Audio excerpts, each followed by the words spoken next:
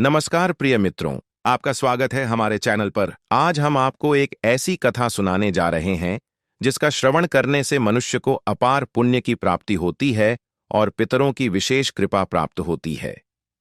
यह कथा पितृपक्ष के पावन दिनों में अवश्य सुननी चाहिए। कहा गया है कि जो भी मनुष्य श्रद्धा और विश्वास से इसे सुनता है, उसके जीवन से पितृदोष समाप्त हो जाते हैं, कष्ट दूर हो जाते हैं और परिवार में सुख समृद्धि का वास होता है।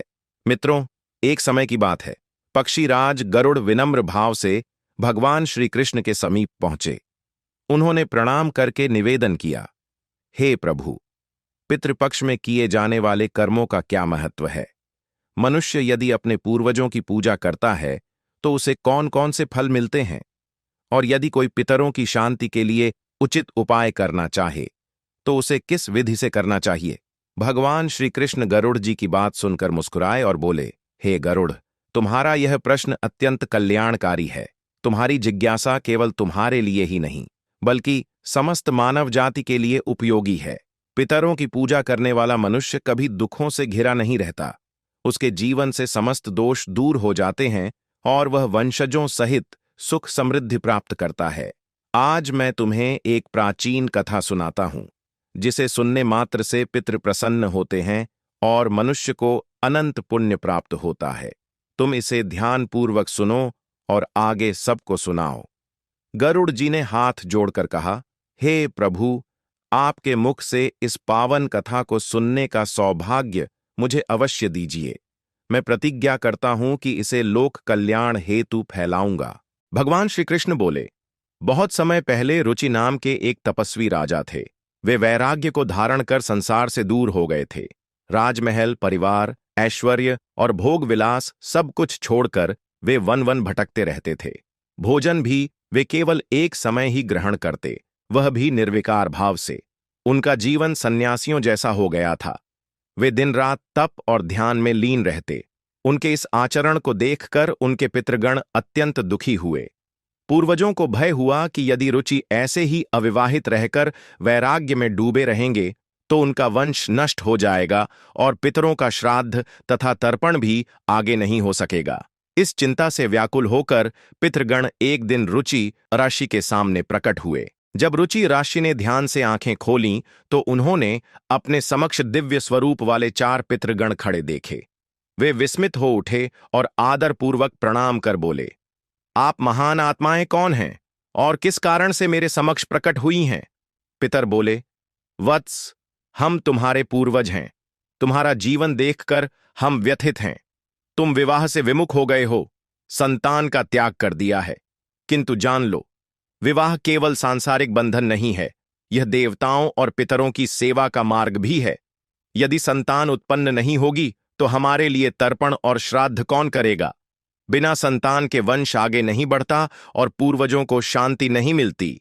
इसलिए हम तुम्हें समझाने आए हैं कि तुम विवाह करो और गृहस्थ जीवन को अपनाओ। रुचि ऋषि ने शांत स्वर में उत्तर दिया, हे पितरों, मैंने सांसारिक बंधनों का त्याग इसलिए किया है कि यह मोह और पाप का कारण है। स्त्री संग और गृहस्थ जीवन से आत्मा शुद्ध नहीं हो सकती। मैं तो ज्ञान और तपस्या के माध्यम से मुक्ति चाहता हूं। पितरों ने धैर्य से कहा, वत्स, तुम्हारा विचार एक पक्ष से उचित है परंतु अपूर्ण है। ज्ञान और तपस्या के साथ साथ शास्त्रों ने गृहस्थ आश्रम का भी महत्व बताया है। गृहस्थ ही यज्ञ करता है, दान देता है, देवताओं और पितरों का तर्पण करता है। संतान के बिना पितरों की तृप्ति नहीं हो सकती। यदि तुम विवाह नहीं करोगे तो न केवल हमारा पतन होगा बल्कि तुम्हें भी मृत्यु के बाद नरक प्राप्त होगा। पितरों के वचन सुनकर आर्षि रुचि के मन में भारी द्वंद्व उत्पन्न हुआ। वे सोचने लगे, क्या वास्तव में मेरा वैराग्य अपूर्ण है? क्या ज्ञान और तप ही पर्याप्त नहीं? यदि मेरे कारण पितरों का पतन हो रहा है तो क्या यह भी अधर्म नहीं कहलाएगा? मन में यह प्रश्न बार बार घूमते रहे। अंततः उन्होंने अपने पितरों से कहा, हे पितृगण, मैं आपकी बातों से सहमत होने का प्रयत्न करता हूं, किंतु एक कठिनाई है। अब तो मेरी आयु अधिक हो चुकी है। कौन मुझे अपनी कन्या देगा? और यदि कोई देगा भी तो क्या वृद्धावस्था में विवाह उचित होगा? पितरों ने उत्तर दिया, वत्स, यदि तुमने हमारे वचनों की अवहेलना की तो हम सब अधोगति को प्राप्त होंगे। तुम्हारे लिए विवाह कठिन हो सकता है, परंतु असंभव नहीं। जब संकल्प दृढ़ हो और पितरों की कृपा हो, तब मार्ग स्वयं बन जाता है। यह कहकर पितृगण अदृश्य हो गए। पितरों के शब्द आर्षि रुचि के हृदय में गूंजते रहे। उन्होंने निश्चय किया कि यदि विवाह ही पितरों की मुक्ति का साधन है, तो उन्हें ईश्वर की शरण में जाना होगा। वे गहन वन में चले गए और कठोर तपस्या करने लगे। 100 वर्षों तक उन्होंने केवल फलाहार पर जीवन व्यतीत किया। कभी एक पैर पर खड़े रहकर तो कभी मौन व्रत धारण करके वे निरंतर भगवान ब्रह्मा की आराधना करते रहे। उनकी कठोर साधना से संपूर्ण ब्रह्मांड प्रभावित हो उठा। अंततः जगत पिता ब्रह्मा उनके सम्मुख प्रकट हुए। दिव्य प्रकाश से आकाश आलोकित हो गया और मधुर ध्वनि गूंज उठी। हे रुचि, मैं तुम्हारी तपस्या से प्रसन्न हूं। कहो, तुम्हें क्या वर चाहिए? ऋषि रुचि ने प्रणाम करके कहा, हे जगत पिता, मेरे पितरों ने मुझे संतान उत्पन्न करने का आदेश दिया है, किंतु मेरे सामने कोई उपयुक्त कन्या नहीं है। आप कृपा करके मुझे ऐसी पत्नी प्रदान करें जिससे मैं धर्मानुसार विवाह कर सकूं और संतान उत्पन्न कर अपने पितरों को तृप्त कर सकूं। ब्रह्मा जी बोले, वत्स, तुम्हारा संकल्प पवित्र है। तुम शीघ्र ही प्रजापति के पद पर प्रतिष्ठित होगे। तुम्हारे पितरों ने जो इच्छा व्यक्त की है वह भी पूर्ण होगी। पितृस्तुति और तर्पण से वे प्रसन्न होंगे और तुम्हें उत्तम पत्नी की प्राप्ति होगी। इतना कहकर ब्रह्मा जी अंतर्धान हो गए। ब्रह्मा जी के वचन सुनकर ऋषि रुचि ने अपने पितरों की विशेष स्तुति करने का निश्चय किया। वे नदी तट पर गए और शुद्ध जल से आचमन करके तर्पण किया। इसके बाद उन्होंने पितरों को पुकारकर भक्ति भाव से प्रार्थना की। जो पितर स्वर्ग में निवास करते हैं, जो श्राद्ध के समय स्वधा से तृप्त होते हैं और जो सदैव अपने वंशजों की रक्षा करते हैं, उन सबको मैं प्रणाम करता हूं। पूर्व, पश्चिम, उत्तर और दक्षिण चारों दिशाओं की रक्षा करने वाले पितरों को मेरा नमन। हे पुण्यात्माओं, आप मुझे धर्मपत्नी प्रदान करें जिससे आपका तर्पण और वंश विस्तार संभव हो सके। उनकी स्तुति सुनकर आकाश में दिव्य प्रकाश फैल गया, मधुर गंध से वातावरण भर गया और पितृगण प्रसन्न होकर उनके सामने प्रकट हुए। पितरों ने कहा, वत्स रुचि, तुम्हारी भक्ति और श्रद्धा से हम संतुष्ट हैं। आज हम तुम्हें आशीर्वाद देते हैं कि शीघ्र ही तुम्हें उत्तम पत्नी की प्राप्ति होगी। वह धर्मपरायण, गुणवान और सौम्य स्वभाव वाली होगी। उससे तुम्हें ऐसा पुत्र प्राप्त होगा जो तीनों लोकों में यशस्वी होगा। इतना कहकर पितर अंतर्धान हो गए। तभी उसी क्षण नदी के जल से एक अनुपम अप्सरा प्रकट हुई। उसका नाम प्रमलोचा था। उसके मुखमंडल पर दिव्य आभा थी और उसकी वाणी मधुर थी। उसने मुस्कुराते हुए कहा, हे ऋषि, मैं वरुण पुत्र महर्षि पुष्कर की कन्या मानिनी को आपके लिए लेकर आई हूं। यह कन्या सौंदर्य और सद्गुणों से संपन्न है। आप इससे विवाह करें, यही आपके पितरों की इच्छा भी है। इससे उत्पन्न होने वाला पुत्र धर्म और पराक्रम में अद्वितीय होगा। ऋषि रुचि यह सुनकर हर्षित हो उठे। उन्होंने उस कन्या का हाथ स्वीकार किया और विधिपूर्वक विवाह संपन्न किया। ऋषि रुचि ने पितरों के आशीर्वाद तथा अप्सरा प्रमलोचा की कृपा से मानिनी नामक कन्या से विवाह किया। यह विवाह किसी साधारण युग्म का नहीं, बल्कि धर्म और परंपरा की रक्षा का प्रतीक था। कुछ समय बाद मानिनी ने एक तेजस्वी पुत्र को जन्म दिया। उसका नाम रखा गया मनु। शास्त्रों में वर्णित है कि यही मनु आगे चलकर तीनों लोकों में प्रसिद्ध हुए। उनके पराक्रमी पुत्र और वंशजों ने पृथ्वी का पालन पोषण किया और धर्म की मर्यादाओं को स्थापित किया। ऋषि रुचि के जीवन में जो वैराग्य पहले अकेलेपन का कारण बन रहा था, वही अब संतुलित गृहस्थ जीवन में परिवर्तित हो गया। वे तपस्या और ज्ञान के साथ साथ पितरों की सेवा हेतु कर्म भी करने लगे। उनके पितर प्रसन्न हुए और वंश में सुख समृद्धि का संचार हुआ। कथा सुनाकर भगवान श्री कृष्ण गरुड़ जी से बोले, हे गरुड़, देखो, जब रुचि जैसे तपस्वी भी अपने पितरों की आज्ञा से विवाह कर सकते हैं, तो यह सिद्ध होता है कि पितरों को तृप्त करना प्रत्येक मनुष्य का धर्म है। संतान, श्राद्ध और तर्पण से ही पूर्वजों को शांति मिलती है। अब मैं तुम्हें कुछ उपाय बताता हूं, जिनसे मनुष्य अपने पितरों को प्रसन्न कर सकता है। श्री कृष्ण ने कहा, सबसे पहला और मुख्य उपाय है तर्पण। इसका अर्थ है श्रद्धा भाव से जल अर्पण करना। पितृपक्ष के दिनों में शुद्ध जल में काले तिल, दूध और कुश मिलाकर ओम पितृभ्यः स्वधा मंत्र के उच्चारण के साथ जल अर्पित करना चाहिए। जो व्यक्ति सच्चे मन से तर्पण करता है, उसके पितर प्रसन्न होकर आशीर्वाद देते हैं और उसके जीवन से संकट दूर हो जाते हैं। दूसरा उपाय है श्राद्ध। इस दिन पितरों के निमित्त सात्विक भोजन तैयार करना चाहिए। खीर, पूरी, शाक सब्जी और ताजे फल अनिवार्य रूप से बनाए जाते हैं। ब्राह्मणों को भोजन कराना, वस्त्र और दक्षिणा देकर संतुष्ट करना भी आवश्यक है।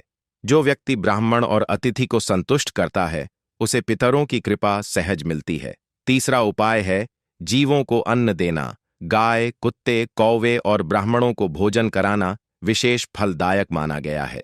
श्राद्ध दिवस पर कौवे को खीर और चावल खिलाने से पितरों को तृप्ति मिलती है।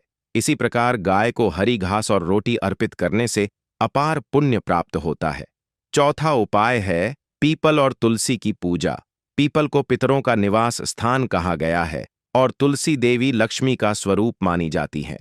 श्राद्ध के दिन पीपल के नीचे दीप प्रज्वलित करके उसकी परिक्रमा करनी चाहिए। जो ऐसा करता है, उसके पितर संतुष्ट होते हैं और परिवार पर धन धान्य की वर्षा करते हैं।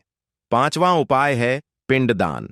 गया जी या अन्य पवित्र तीर्थ स्थलों पर जाकर चावल, तिल और कुश से पिंड अर्पण करना चाहिए। पिंड दान से पितरों को मोक्ष प्राप्त होता है और वे वंशजों पर सदैव कृपा करते हैं। यदि किसी कारण से तीर्थ जाना संभव न हो, तो घर पर भी शुद्ध भाव से पिंड अर्पित किया जा सकता है।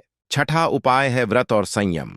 पितृपक्ष में सात्विक आहार का पालन करना चाहिए। मांस, मदिरा और तामसिक भोजन से दूर रहना चाहिए। इस समय ब्रह्मचर्य का पालन और भगवान विष्णु, शिव तथा देवी लक्ष्मी की उपासना करना पितरों को अत्यंत प्रिय है। जो व्यक्ति संयमित जीवन जीता है, उसके पितर संतुष्ट रहते हैं। सातवां उपाय है अन्नदान और वस्त्रदान। गरीबों, साधुओं और ब्राह्मणों को भोजन कराना और वस्त्र दान करना पितरों को तृप्त करता है। दान से वंशजों को पुण्य मिलता है और परिवार में समृद्धि बनी रहती है। आठवां उपाय है गंगा स्नान और पवित्र ग्रंथों का पाठ। गंगा जल पितरों के लिए सर्वोत्तम माना गया है। श्राद्ध पक्ष में गंगा या अन्य पवित्र नदी में स्नान करके पितरों को जल अर्पित करना चाहिए। साथ ही भगवद गीता का पाठ करना अत्यंत शुभ है। विशेष रूप से 11वें अध्याय का पाठ पितरों को शांति प्रदान करता है। भगवान श्री कृष्ण ने गरुड़ जी से कहा, हे गरुड़, ये उपाय न केवल पितरों को प्रसन्न करते हैं, बल्कि मनुष्य के जीवन को भी समृद्ध बनाते हैं। जब पितर तृप्त होते हैं, तो वे अपने वंशजों के सभी दोष मिटा देते हैं। पितरों का आशीर्वाद मिलते ही घर में शांति, संतान सुख और धन धान्य की वृद्धि होती है। जो व्यक्ति श्रद्धा से तर्पण, श्राद्ध, दान और व्रत करता है, उसे कभी पितृदोष का भय नहीं सताता। उसके पितर सदैव संतुष्ट रहते हैं और उसे जीवन में किसी प्रकार की बाधा का सामना नहीं करना पड़ता। भगवान श्री कृष्ण के मुख से यह विस्तृत कथा सुनकर गरुड़ जी का हृदय आनंद से भर गया। वे हाथ जोड़कर बोले, हे प्रभु, आपने जो दिव्य ज्ञान मुझे दिया, उससे मेरे सभी संदेह मिट गए। अब मैं निश्चय पूर्वक यह कथा लोक में फैलाऊंगा, ताकि हर कोई अपने पितरों को प्रसन्न कर सके और उनके आशीर्वाद से सुखी जीवन पा सके। भगवान श्री कृष्ण ने आशीर्वाद देते हुए कहा, हे पक्षीराज, तुम्हारा यह संकल्प कल्याणकारी है। जो भी इस कथा को श्रद्धा से सुनेगा और बताए गए उपायों का पालन करेगा, उसके पितर प्रसन्न होंगे और उसका जीवन मंगलमय होगा। कहा जाता है कि जब गरुड़ जी ने इस कथा को जगत में सुनाया, तब अनेक लोगों ने पितृपक्ष के समय तर्पण, श्राद्ध और दान करना प्रारंभ किया।